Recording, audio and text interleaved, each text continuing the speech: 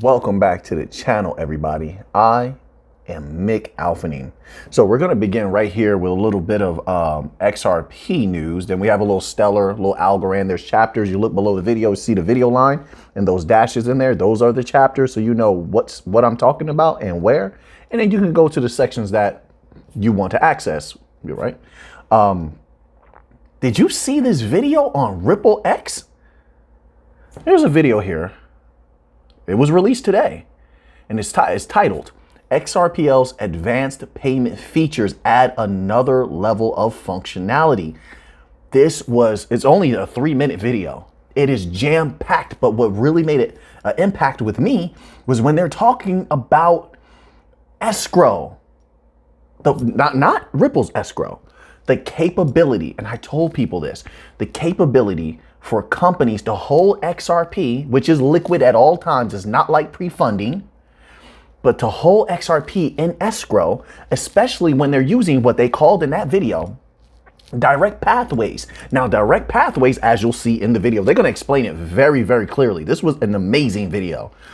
Direct pathways are separate and different than the traditional pathways going through the exchange, right? The DEX or whatever you want to call it. But they can hold XRP in those escrows. It could be multiples of companies within the network or something like that, multiple banks within the network. But also, they can break payments apart, right?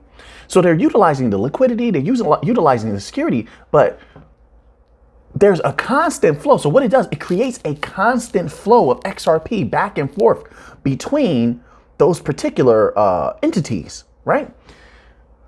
So just think about the nature of what RippleNet has become.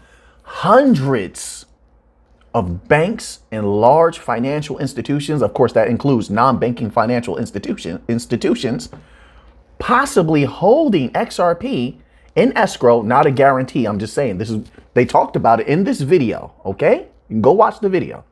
But possibly holding XRP, which there's the implication that, once again, XRP might be pretty rare in the future, especially when that price starts going up. Remember, there's a requirement for you to be able to even have an account. I forgot how many XRP it is, but there's a certain number of XRP you have to even have an account or a wallet or whatever it's called.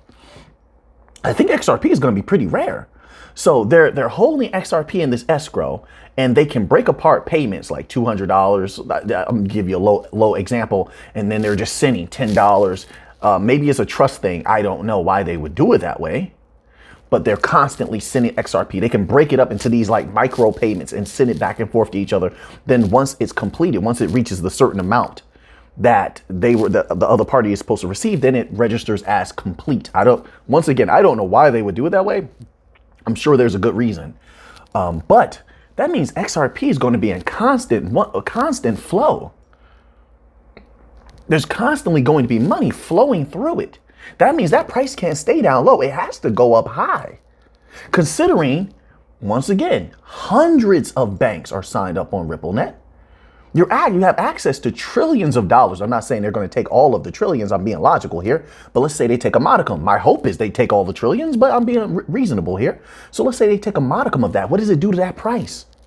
That price will have to raise. It will have to raise. That's being logical. All right. Oh, also keep in mind the crux of XRP is interbank payments. They're not so much dealing with the retail. I know the cross-border payments, everyone likes to talk about that. That's cute. But when we're talking cross-border and we're talking about XRP, we're talking business to business, B2B, trillions of dollars, B2B. That's the cross-border that they're really targeting. You know, the retail and stuff like that, that's cool too. We'll take some of that money. But the retail end is really like Stellar, Algorand. Well, Algorand straddles both. Algorand's going to try to take some of the retail, and they have the banks also. The big businesses also, B2B also. So Algorand is just taking everything, a little piece of everything. But we're talking millions of dollars on the top end, possibly moving across the XRPL when it comes to interbank payments. But also on the low end, we're talking like, what was the minimum before, everybody? You screenshotted all that, didn't you? So it was like $500,000, $400,000. Listen, anytime we're talking interbank payments, we're talking big money. Now, we covered a document recently in a video. It was from, was it a document? It was from Volante. It was from Volante, and it showed you, and I hope you screenshotted that as well. It showed you the banks don't trust the central banks, the commercial banks, like the public private banks. They don't trust the central banks. So they don't want to use, they don't want to use Fed now. They don't want to use the Fed now system and all that stuff that they're cooking up. Oh, we're winning too much. They want to use us. They don't want them to have that much control. Heck, remember, there's still contention. There's still tension between the central banks and the commercial banks, because the commercial banks are saying, what are you doing with this CBDC thing here? You trying to step on our toes? Right? Because now you have the capability of dealing directly with the customer. Naughty, naughty. But the central banks are still trying to calm them down. They've been trying to calm them down for almost a year and a half now and saying, no, wait. We're just issuing the wallets. We're just issuing the CBDCs, and you can be in control of everything like you are now. But the commercial banks always look at them with a quizzical eye. They don't trust them, and they shouldn't. Better for us. That's why they're going to be using XRP and XLM and Algorand if everything goes according to plan. Of course, we're going to continue to monitor everything and adjust accordingly, But this video was very impactful. So now let's move on to another article here. We got a lot of stuff to get through. A little XLM news, a little Algorand. We got gold at the end, of course. You know how we do here. So this is also from Ripple X. If you're not following Ripple X Dev, hey, you might want to. I can't tell you what to do. You might want to, though. They're putting out a lot of good stuff. It says here, enforcing NFT royalties at the protocol level is key to maximizing creator value. Yes, it is. But not every blockchain or marketplace adheres to this standard. Also true, and that's very concerning. Very concerning. You want your royalties, okay? It says, learn why NFT creators are pushing back and choosing the latest in NFT standards on XRPL. Once again, the best of the best is on XRPL. The best of the best. Right? Of course, look, Hedera is right up there. Algorand is right up there. When it comes to NFTs, that's who I think about. I think about Algorand and I think about Hedera when it comes to the best of the best with dealing with NFTs. Just my humble opinion. Just my humble opinion. But yeah, if these artists are working very hard, no matter what they're making, they're working very hard on these NFT projects. Like the real artists, the people who are really trying to push their projects far, and they're building entire ecosystems and things like that with NFTs, and they should be paid for that. So now we have a little bit of Stellar news here. So Stellar put out this little tweet here. It says, pre-integrated with Stellar at Rehive HQ makes it easy to go to market with a white label digital wallet builder, providing a set of production ready features for a variety of use cases.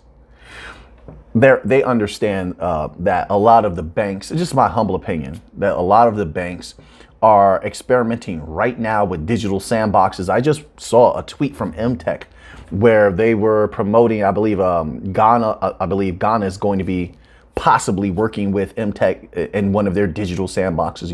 Ripple has their digital sandboxes. So this is where you can play around with, CBDCs and digital asset offerings and such like that in a real world setting without it being in the real world and facing real world consequences. So they're going to be also testing the wallet technologies of the blockchains, the wallet offerings. And so this is huge. This is big at a time where you need to have certain offerings out there. You got to do a little bit more. All blockchains have to do a little bit more right now because it's getting to that point where mass adoption is very close. And when I say mass adoption, I'm talking about the big push from like the banks and the big businesses. They're honing in on which crypto are serious, which is the bank coins. And so once they're, ready within the next, I think like 2 to 3 years, and once they're ready and they understand the technology fully, they have their people trained and they're ready for everything to be up and running. There's going to be a massive push. So you need them to be testing things now. That last year, like let's say like 2 years, for 2 years, they're testing things, they're running tests, they're shearing things up, and it might move faster than that. It might move faster than that. But that last year is just about shearing things up, making sure everything is the way that you need it to be, or near perfect. And then you're ready for the rollout. That's how I view it. So you need things like this. So this is a very good thing happening at Stellar here. And then of course they have this little post here. They tweeted. They're at Davos and they made this little tweet. And it says, insightful discussion today on the nuanced needs for humanitarian aid and innovations that are fit for purpose with Carmen Het, Gallardo Lucci, Danelle Dixon, Mike J. Casey, and Filecoin Sanctuary for vulnerable populations. It can be 60%. It has to be 100%. At Danelle Dixon talking about the standards for building technology solutions for humanitarian aid. This is going to be huge. There's so many different things that they're going to consider a crisis. And like I said, there's monies that they want to move back and forth all around the world for a variety of different reasons. It could be a drought. It could be a war. It could be a myriad of different things. So that money is going to be consistently in flow. Now, what's important here, in my humble opinion, is once again, XLM, one of its purposes is to provide liquidity for otherwise illiquid assets. All right. So now a lot of those assets that are going to be issued on a chain aren't going to have sufficient liquidity. They're not. There's not a lot of people going to know about them and be utilizing them. I'm not sure of all the semantics, but in order for XLM to provide any liquidity for these things that will be going on, in my humble opinion, if it's indeed going to do that, like I said, there's no guarantee. But if it indeed is going to be doing that, that price will have to go higher. Keep that in mind. So you're not only just going to have offerings like this on XLM, you have their cross-border offerings. You have them working with banks, right? The banks can use XLM in a variety of ways, including interbank payments if they wanted to. That's up to them. Stable coins, all of this congestion on Stellar, that has to at some point, once everything is up and running, that has to at some point affect that price of XLM. XLM, the congestion on the chain adds to surge pricing. There's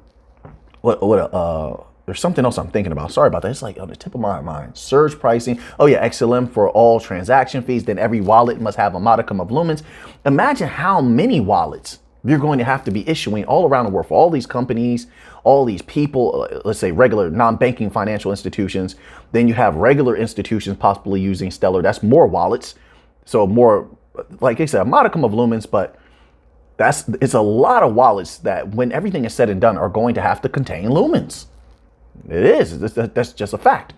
All the people that may be using Stellar for cross-border payments. So like I said, these are long holes. This is a larger view I'm trying to give, right? So we'll just keep an eye on it and hopefully things move faster, but you know, these things take time. We understand it also. We'll stay privy and abreast of the catalyst and we'll adjust accordingly. So now let's move on to here. So I can't remember who retweeted this. I think it was like Ripple or someone. It's from the Digital Pound Foundation. You know, Ripple is a part of the Digital Pound Foundation. Quant is a part of the Digital Pound Foundation. And this tweet goes as such, according to Russian news agency Vedomosti, hashtag Iran is working with Russia to create a, quote, token of the Persian Gulf region. First of all, hello to everybody who may be watching the video, who may be Russian. Здравствуйте, privet, right? So здравствуйте is more the formal way to say it. Privet and what privet is more of the informal way of saying hello. And to everybody from Iran and such like that, marhaban. Marhaban, ana arafu Arabi Kalilan. I just speak just a little bit Arabic. Hopefully everybody's doing well across the world, wherever you are. I'm talking about the citizens, all right? Hopefully you're all doing well. Now, it says, a token of the Persian Gulf region. I wonder what they're going to back their token with. Could be gold. Could be oil. We talked about that in the recent video. I'm telling you, the times are changing. So we'll keep up to date with this. It says that will serve as a payment method in foreign trade. I think it's wiser for them to go with whatever commodity they are very rich in. Back your currency with that. that commodity is going to be consistent. Well, you can ensure that it's going to be consistently accessible. It just has to be an equal amount, and you can use it. Look, you can use the value of the different commodities that are going to be backing these digital assets, even if they're CBDCs or national digital currencies, whatever you want to call them. And you can use the same method as they use now to determine value, like the basket currency method that's currently used for all the different currencies around the world now. You use the basket method and use the different equations. Use the different equations to come up with your various values. So now we're going to move on to an article here titled, "Why Central Banks and the Unbanked Are Both Looking at Blockchain." It says, despite all the bankruptcies and contagion fears, 2022 set new records. Sorry about that. A little pop-up popped up here. Set new records for blockchain and cryptocurrency adoption. Despite all the bankruptcies and contagion fears, 2022 set new records for blockchain and cryptocurrency adoption, particularly in countries where inflation was high and citizens were cut out of the global payment network. I told people. For example, the 2022 Statista Global Consumer Survey data showed that cryptocurrency adoption in Turkey, a country with the 7th highest inflation rate, increased from 25% to 40%. And in Nigeria, where 60% of the population is unbanked, adoption increased to a new record high of 45%. These regions' monetary policies and payment infrastructures represent serious shortcomings of the dominant banking system. Listen, I love it when they say things like that. Anytime a region that's up and coming does something different and doesn't come into alignment with the legacy system, which is burning to the ground as we speak, which has been draining everybody, they say, oh, these are shortcomings. Is it shortcomings? Are you sure about that? That they're carving their own path? Have they not been struggling all this time that you allegedly have been assisting them and advising them? Have they not been struggling that entire time? So then why would they not try something different and new? It's a symptom of insanity to continue to struggle or do something wrong over and over again and not try something new, right? That's crazy. So they're trying something new and they say, what are just shortcomings of the dominant banking system? Dominant banking system? You people don't even have liquidity. You've been bailed out multiple times. And it's not just by governments and taxpayer dollars, because your central banks bail you out too. But then that's questionable, because the central bank worth, which all that gold they purchased from somewhere else, if those countries ever decided not to give you any more gold, they could just trade amongst themselves, really, because now that everybody's joining the BRICS nations, they don't really have to deal with you, the West, who are going to punish them anyway. But if they ever just decided not to give you gold, you'd have nothing. So then it's questionable about even your amount of gold. You don't have enough gold to back the paper money that you have out in the world anyway. You don't. That's a fact. So so your existence as a whole is a shortcoming, in my humble opinion. You've been failing this entire time. I hate people that are failing and they don't want to correct it. They just pretend like you're doing well. No, just actually do well. But you don't have that legacy system. They don't have the guts to do it. They don't have the guts to do it. Everybody praises them as being strong, but they're really weak. The people don't see it, though. Do you believe that the emperor has clothing on when he's naked? The emperor has no clothes. That was a powerful story, by the way. When we were children, we used to, our parents and even the teachers, when we were younger, they would give you some powerful stuff from time to time. They would. And that emperor has no clothes story was powerful about how delusional leaders can be. So-called leaders. They're not really leaders. They're not leading me. I reject all authority. Fake authority. You have authority over yourself. I have authority over myself. But I hate when they say these types of things and put these countries down and they're trying something new. That's better than your system. Crypto's better than your system. Why do you think they turned to crypto? They didn't turn to you. They turned to crypto. And I hope they continue to do well with crypto and set up crypto infrastructures. Don't get me wrong. I'm going to take your money, banks. I'm going to take your money. That doesn't mean I like you. Now let's continue on here.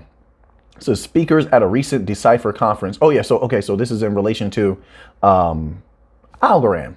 Speakers at a recent Decipher conference panel agreed that the current financial system's failure Of course. Oh, the truth always comes out when Algorand is associated with it. The current financial system's failure to reach the unbanked and provide price stability. I appreciate that statement. They're always talking about instability, oh, crypto instability. Meanwhile, how much has your dollar continued to fluctuate? And even though if the people don't know it, they've experienced it. The dollar goes down, gold and crypto goes up. The dollar goes up, everything else goes down. That's stability to you? Oh, it's stability while you're the major utilizers and controllers of the dollar. It's stability for you as long as it's the most powerful currency, right? Because you're not really affected by the up and down of it, while everybody else, all those other currencies are affected majorly by it. So it's not stability to you because of that, right? Well, when the tide turns and the table flips and the table turns, all that stuff, and the dollar is no longer the world reserve currency, I want those legacy system members to tell me that the dollar is stable and that their banking system is stable, right? Let's continue on here. It says the need to protect purchasing power and settle payments instantly is still the leading use case for the technology. Many central banks are exploring various ways to compete with these solutions to remain at the core of the settlement process. And while some countries like Redacted have outlawed cryptocurrencies in their authoritarian CBDC rollout, other countries like Italy are considering a collaborative approach that can leverage blockchain security and digital asset ecosystem interoperability. In other words, we're taking over. We're taking over. Who can't see that? I mean, at this point, all the facts are out there. You see a set of infrastructures everywhere, corridors everywhere. If you just take Algorand, Africa, domination, Latin America, domination, North America, sorry about that, United States. It's a light version of domination because we're taking it light here because of all the regulatory vagueness. We'll just put it like that. But still, domination. Europe, domination. Where haven't we been dominating? Where? And we're respected. We've been taking over slowly. And I expect nothing less of Algorand. I think we're going to continue to win. And when the time is right and everything is up and running and there is regulatory clarity, and there will be, because we're going to make it. We're going to make it happen. We've been pressing them. We're going to make it happen. When that time comes, boom. Not financial advice. I'm not a financial advisor. I don't ever want to be. It's too good to be a researcher. In July 2022, the Bank of Italy published a report analyzing the benefits of using digital ledger technologies for settlement purposes. The objective of the report was to discover a way that central bank money could safely and reliably be used to purchase something like a tokenized security, cryptocurrency, or digital asset. The authors concluded that both the TIPS hash link and TIPS Algorand settlement models offered feasible solutions and were considered for further experimentation. Oh, that's some beautiful words. That means that we're so good and they definitely want us. In my humble opinion, that's how I interpret it, because they went forward with it. That's why I interpret it that way. And on December 13, 2022, Algorand announced that, here we go, that the Bank of Italy endorsed the launch of the national platform using layer 1 blockchain to support a digital guarantees platform, making a step toward blockchain and central bank integration. And this is just the beginning. This is just the beginning. I firmly believe, there's no guarantees, of course. I firmly believe there's much more to come. Much more. Hedera. And it says, join us in the hashtag carbon negative, hashtag Hedera House, Promenade 71, where we'll be hosting events every day in the heart of at Davos. Listen, they don't have to say any more other than that. We know what Hedera has come to do. They're another company that made it very clear. When they go to these events, they're there to make new partnerships, bring a greater understanding to the government officials, the big business, big business individuals, and the banks. They've been doing a tremendously good job, in my humble opinion. They are there to dominate. I'm looking forward to what news comes out of this Davos, but I do believe there's the possibility that they could hold a lot of cards close to the chest for now. until things are solidified a little bit more. But I would love it if they come out and just say, hey, we were sitting down with these individuals, we're talking with these people, we're going to be developing something. I would love to get a few pieces of information, and I hope they go there and just conquer. Do what you must and do it well. So now let's continue on here. This is a tweet from Sunny Liu of Vechain. I thought it was powerful. And it says, the disruptive revolution usually breaks most of the rules in the previous world. When, quote, internet bubble explosion happened, people are criticizing, quote, no revenue, no profit, so no value, unquote, about those internet innovators. Actually, they were just lack of vision to see it through. Sunny Liu knows what's coming. I mean, if you look at Vechain's ecosystem, it is, I think right now, right next to Algorand, it is the largest ecosystem out there. Once again, Vechain is another, it's a utility coin. It's not a bank coin, but it's one of the few pure utility coins that I actually believe in that's not a bank coin. When there's regulatory clarity and traceability is being utilized everywhere, Vechain is going to dominate. They've gone the furthest with traceability, but Algorand is right there via Coinbanks as a traceability protocol. Algorand is right there. But Vechain is the big dog, so to speak, when it comes to traceability. So then we have this little bit from Quant here. It's from Quant.network and it's titled Fund Tokenization. Regulation, the next step for adoption. I agree with that. We have to have, once regulatory clarity is in, you're going to see a mass rush, in my humble opinion, from institutions all over the world to gobble up these utility coins. They are technologies that are at the forefront of everything, the best of everything, and they want to utilize these particular offerings. It says market regulation in Europe will clarify the rules for secondary trading, giving fund managers new reassurances to consider tokenization. Over the next few years, trust will be a huge factor that determines the adoption rate of tokenization within asset management. I think we're getting through that now. A lot of the bad actors are going to get squeezed out. They're getting squeezed out and crushed right now. But the ones that are still lingering on and a lot of the scam coins and rug pulls, when regulatory clarity comes down, I believe is going to hit hard. I don't believe that the regulators have forgotten all of those things. No, they're just, they want to be famous. So they're going after big names just for the money. First of all, they're collecting a lot of money from these big name companies and they're getting them out of the way first. They're going after the big name companies and they're getting a lot of fame that does a lot of good for people's careers. People are making careers by trying to go after some of these big blockchains and exchanges, of course.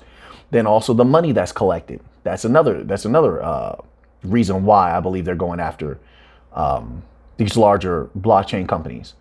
But in the end, I do believe that they're going to go full blast on all of those like scam coins and etc., rug pulls, etc. But we'll see. You know, if they do or don't, that's on them. But hopefully everybody out there is protecting themselves at all times. Just be careful. But I do believe that trust, once there's trust there and everything is in a more respected energy, yeah, those companies are going to step in. This is my humble opinion. It says, although blockchain provides transparency on the movement of tokens at the outset, investors need certainty that fund managers can link the security token to the real economic rights of the underlying asset. The private investment bank, Brown Brothers Harriman, believes this is best done through financial institutions that have a high degree of familiarity and trust with consumers and other institutions who can guarantee the connection between the token and the real asset. The regulation will improve the trust aspect of investing in tokenized funds by providing managers and investors greater clarity on the legal aspects involved. I agree with that. This will be a vital step forward towards institutional adoption. That regulatory clarity is needed. This is why the people must continue to push, keep the pressure on the government officials that can provide clarity. Congress and all these individuals, keep pressing them. Press the regulators, the SEC and all these other regulators. Keep the pressure on them. Make them do what they need to do. Do their job. Or not, and you know, they'll let it linger. So we're going to end off with a little bit of gold news, and Let's begin here. This is from NASDAQ.com. Precious gold retreats as dollar gains the upper hand. Gold fell for a second session on Tuesday as the dollar ticked up, while investors still sought direction from the U.S. Federal Reserve's rate hike path. Spot gold XAU equal drop 0.5% to $1,908.70 per ounce.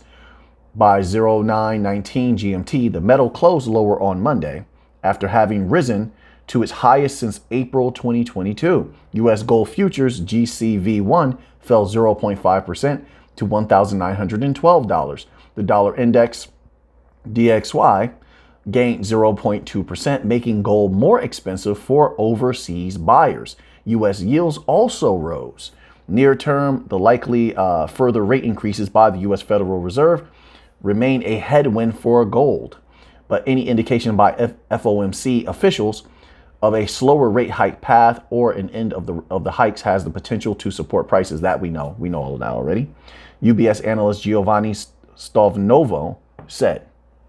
So, these are things we can see coming. Like I said, you stay on top of the catalyst, you can see all of this coming. I still believe that because of the economic situation this year, that gold could go a little higher than what you just saw.